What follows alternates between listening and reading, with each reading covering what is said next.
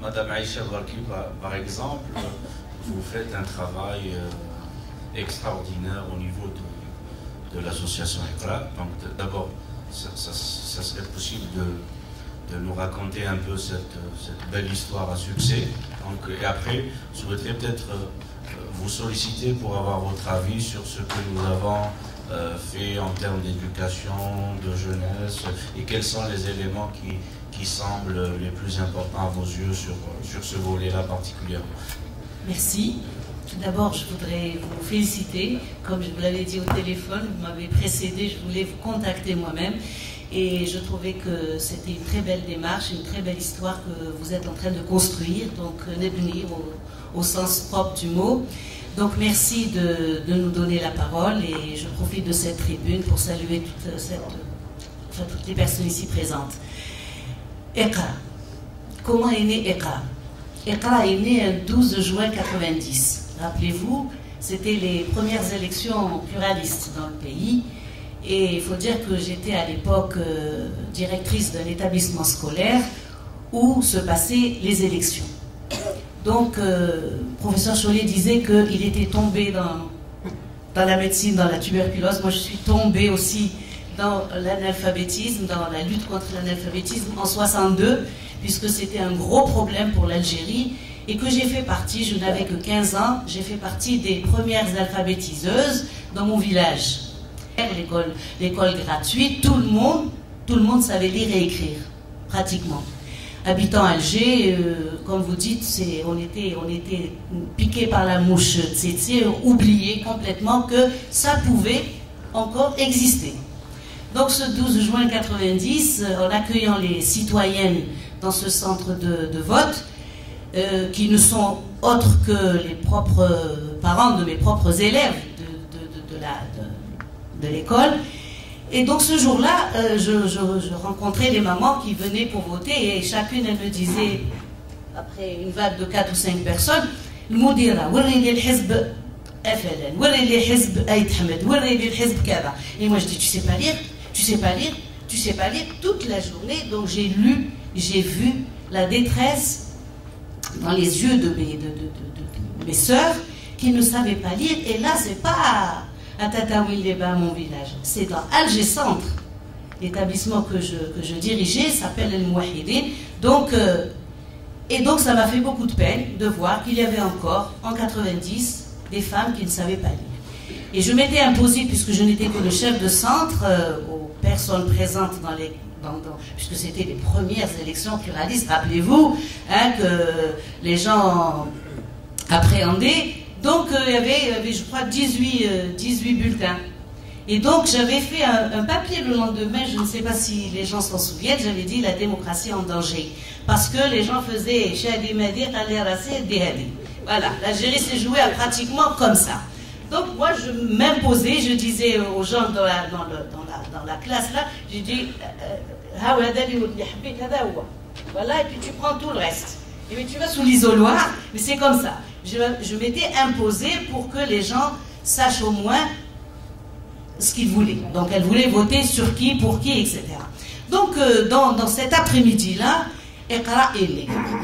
Rappelez-vous, il y avait Yajouz, il y avait beaucoup de religiosité à cette époque-là. Je me suis dit, je vais créer cette association pour dire, et je l'appellerai Iqra. Iqra, لأنه يعني الكلمة الأولى في سورة العلق تقول اقرأ يعني سي un ordre سي دائما نقولهم راهي مشرفة في حرف في الفعل يعني يجبر أمر. Donc c'est comme ça. Donc je me suis dit ben moi je vais avoir aussi à dire ربي قال لنا اقرأ قبل كل شيء قال اقرأ يا 5 أركان تاع الدين يبقى كاين 6. Moi, je vais vous dire qu'il y a une sita. On va commencer par Iqra, ou بعد تجي الصلاة وتجي وتجي الزكاة وتجي الحج وغيرها. Et donc c'était tout ça dans la journée. Tout ça dans la journée.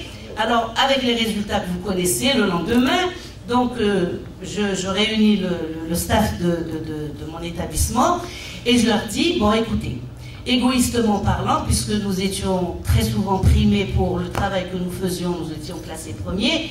Et pour maintenir la cadence, j'ai dit, ben, si vous voulez une meilleure rentabilité, il faut faut alphabétiser les mamans, puisque elles le savent. C'est pour ça qu'on a pas de bons résultats par rapport à certains élèves. Les enfants ne sont pas suivis à la maison. C'est comme ça qu'on a commencé, donc sous couvert de l'association de parents d'élèves, qui était très présente, nous avons commencé par ouvrir 3 classes à Al-Mouahidine et nous avions entamé la construction de l'association par rapport au texte, par rapport à la loi, etc. Donc, pour la petite histoire, voilà comment Iqra est né. Et puis par la suite, bon, nous avons trouvé aussi dans le journal Sha'bi al-Moudjahid, on a fait un appel. On s'est permis, M. Belfouchek, pour dire citoyens, citoyennes, savez-vous qu'il y a 7 millions d'analphabètes? Et les gens nous ont répondu à travers les 48 wilayas par rapport à ce petit de 3 lignes. Et qu'est-ce que j'ai fait? On a donné une adresse et j'ai pris 48 chemises.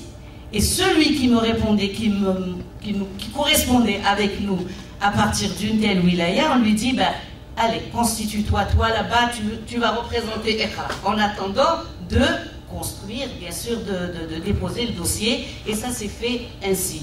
Aujourd'hui, Iqra se trouve bien sûr dans les 48 wilayas. Nous sommes dans plus de 952 communes.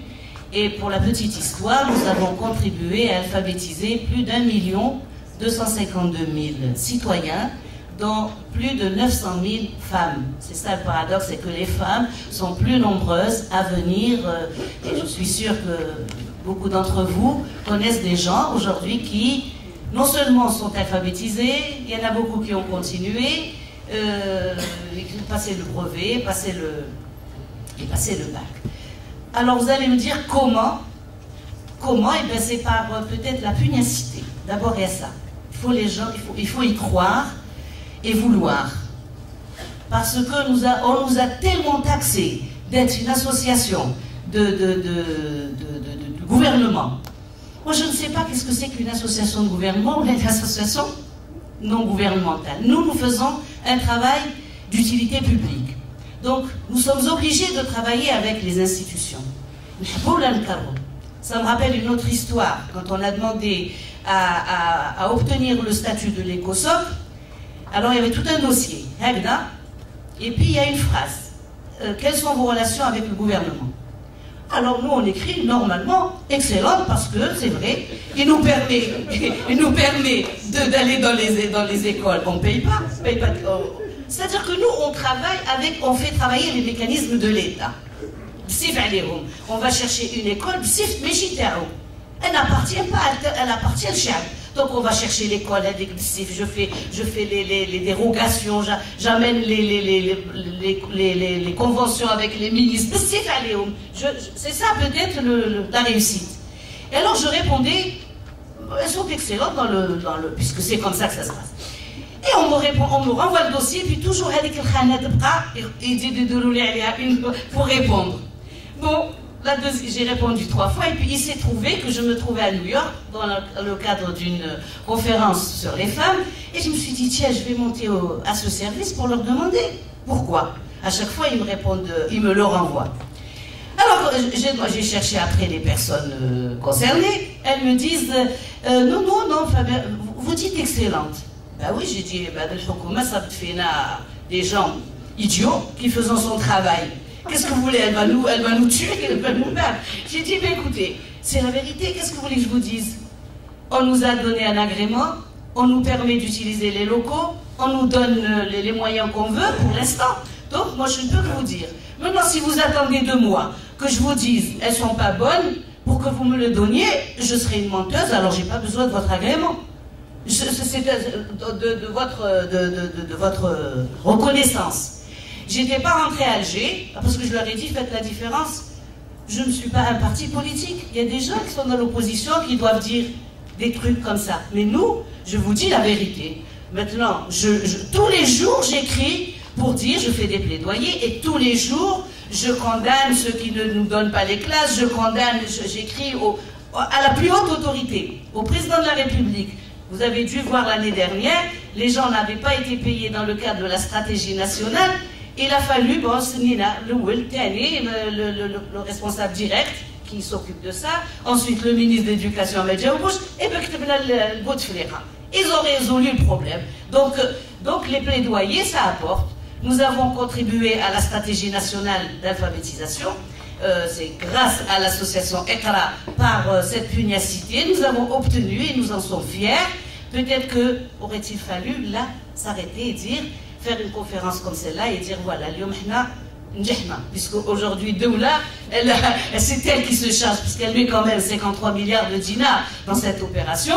Donc, grâce à la faveur de l'association ECRA qui les a amenés à reconnaître qu'il y a un véritable problème et que 6 millions de citoyens analphabètes, ça mérite qu'il y ait une prise en charge. Il reste aujourd'hui que nous demandons à être reconnus comme association d'utilité publique parce qu'on se bat tous les jours, on fait le même travail que fait l'Office national d'alphabétisation avec rien.